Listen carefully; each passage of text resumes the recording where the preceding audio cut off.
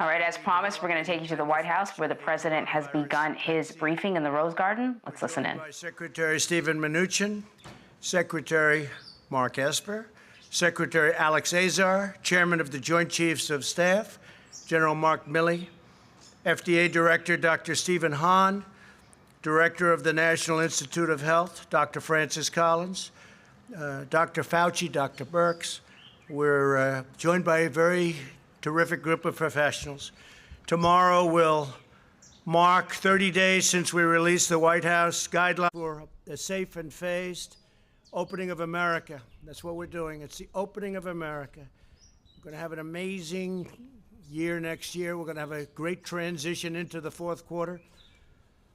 As of this morning, almost every state has taken steps to begin reopening, and the American people are doing an extraordinary job of continuing to take precautions while at the same time wanting to start, and they will be starting to resume their American way of life. We will be reigniting our economic engines. We're going to be taking care of our most vulnerable, which are our senior citizens and some others. We're going to be working very, very hard on our senior citizens and our nursing homes and various communities to support those that are struggling in this very difficult time. Others don't have the same kind of struggle. For example, today, Secretary Perdue, together with Ivanka Trump, launched the Farmers and Families Food Box Program, which will provide $3 billion to help small farmers. And it'll be helping farmers, ranchers, but it'll be bringing food to some of the food lines and some of the food kitchens that you've been seeing on television. And I said, why aren't we doing that? We have all of this tremendous food produced by our farmers and our ranchers. And so we're going to be buying $3 billion worth of that food. Great for everybody, our farmers, our ranchers, and the people that need great food. A key feature of our reopening plan is the largest and most ambitious testing system in the world, by far. America is now conducting close to 350,000 tests per day, an unthinkable number just a short while ago, more than anybody in the world by far, suggesting many states now have excess testing capacity to monitor for new outbreaks. Florida, many other states, they have so much testing, the testers are waiting for people to show up. It's great. Another essential pillar of our strategy to keep America open is the development of effective treatments and vaccines as quickly as possible. I want to see if we can do that very quickly. We're looking to, when I say quickly, we're looking to get it by the end of the year if we can, maybe before. We're doing tremendously well. From the earliest days of the pandemic, we have marshaled the genius of American scientists and researchers from all across government and the private sector, from academia, from everywhere, to vanquish the virus, and tremendous strides have been made. I can tell you, I get to see it every day. Tremendous strides are being made. Scientists at the NIH began developing the first vaccine candidate on January 11th. Think of that. Within hours of the virus's genetic code being posted online. So January 11th, most people never even heard what was going on January 11th, and we were out there trying to develop a vaccine, not even knowing what we were up against. Then my administration cut through every piece of red tape to achieve the fastest ever by far launch of a vaccine trial for this new virus, this very vicious virus. And I want to thank all of the doctors and scientists and researchers involved, because they've never moved like this, or never even close. The NIH and the HHS have also been working constantly with private industry to evaluate more than 100 potential treatments. The Food and Drug Administration has swiftly approved more than 130 therapies for active trials. That's what we have right now, 130. And another 450 are in the planning stages, and tremendous potential awaits. I think we're going to have some very interesting things to report in the not-too-distant future. And thank you very much to Dr. Hahn. Through a historic series of funding bills, my administration is providing roughly $10 billion to support a medical research effort without parallel. I especially want to thank Senator Steve Daines of Montana for his incredible work. He has worked so hard to secure additional funding for vaccine development. He has been right at the forefront. Today, I want to update you on the next stage of this momentous medical initiative. It's called Operation Warp Speed. That means big and it means fast, a massive scientific, industrial, and logistical endeavor unlike anything our country has seen since the Manhattan Project. You really could say that nobody's seen anything like we're doing, whether it's ventilators or testing. Nobody's seen anything like we're doing now within our country since the Second World War. Incredible. Its objective is to finish developing and then to manufacture and distribute a proven coronavirus vaccine as fast as possible. Again, we'd love to see if we could do it prior to the end of the year. We think we're going to have some very good results coming out very quickly. In addition, it will continue accelerating the development of diagnostics and breakthrough therapies.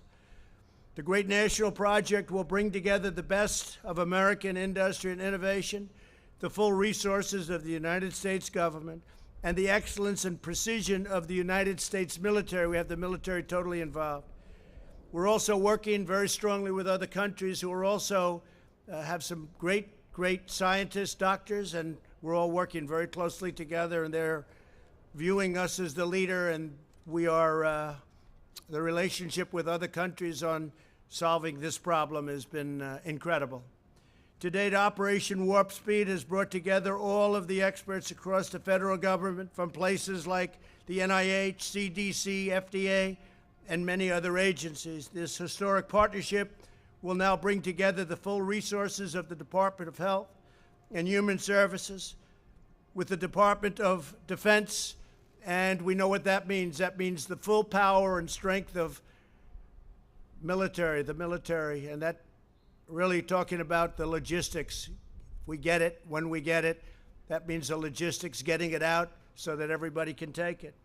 And today we're proud to announce the addition of two of the most highly respected, skilled professionals in our country, worldwide respected. Operation Warp Speed's chief scientist will be Dr.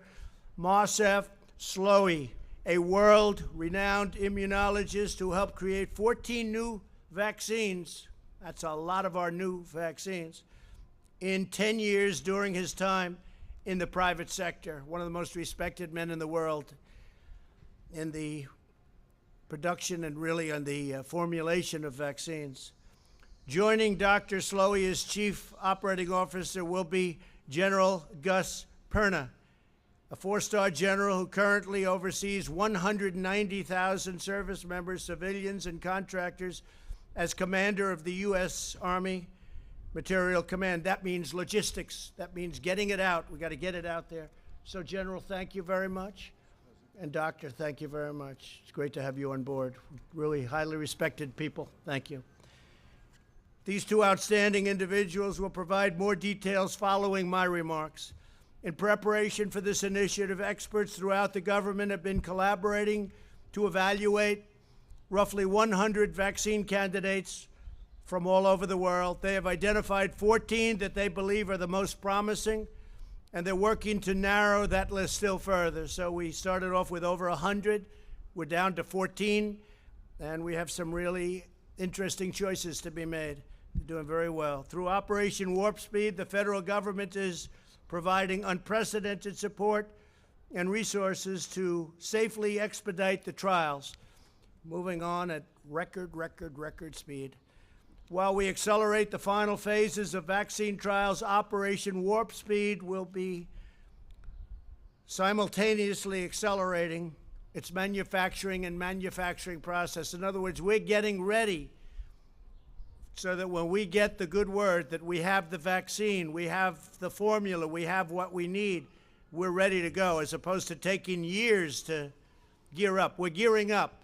It's risky, it's expensive, but we'll be saving massive amounts of time. We'll be saving years if we do this properly, and that's what we're doing. So we're gearing up on the assumption that we'll have in the near future, relatively near future, a vaccine. Typically, pharmaceutical companies wait to manufacture a vaccine until it has received all of the regulatory approvals necessary, and this can delay vaccines availability to the public as much as a year and even more than that. However, our task is so urgent that under Operation Warp Speed, the federal government will invest in manufacturing all of the top vaccine candidates before they're approved, so we're knowing exactly what we're doing before they're approved. That means they better come up with a good vaccine because we're ready to deliver it. This will eliminate any unnecessary delay and enable us to begin providing Americans with a proven vaccine the day our scientists say, we're ready, we got it. And as we work to bring critical medical production back to America, these vaccines will manufacture that we're going to be focused on and manufacturing. They're all going to be right here in the USA. Now, we're working, as I said, with other people outside, and that's fine too. We want to get to the solution. We know exactly where the other countries are, and we'll be very happy if they were able to do it. We'll help them with delivery. We'll help them with in every way we can. We have no ego when it comes to this, no ego whatsoever. Operation Warp Speed is also making the necessary preparations to distribute these life-saving treatments at scale. So we're talking about massive numbers so that millions of Americans will quickly have access to them. This includes ramping up production of supplies needed for distribution. And I have to say, we're also very, very much involved in other things other than the vaccine. If you take a look at what we're doing beyond vaccines, it's going to be very interesting, and we may talk about that in a little while. But this includes ramping up production of supplies needed for distribution, such as cold chain storage, glass vials, needles, syringes, and more. We'll have everything right on hand, ready to go. When a vaccine is ready, the U.S. government will deploy every plane, truck, and soldier required to help distribute it to the American people as quickly as possible. America is blessed to have the most brilliant, talented doctors and researchers anywhere in the world. We have the mightiest military by far in the world. Our military is completely rebuilt. Much of the equipment has been delivered. Some of it's on the way, all made right here in the USA. We took over very, very empty cupboards, I say medically. We also had empty cupboards in a military sense. Our military was in sad shape. It was depleted. We now have the strongest military the United States has ever had by far and the best equipment.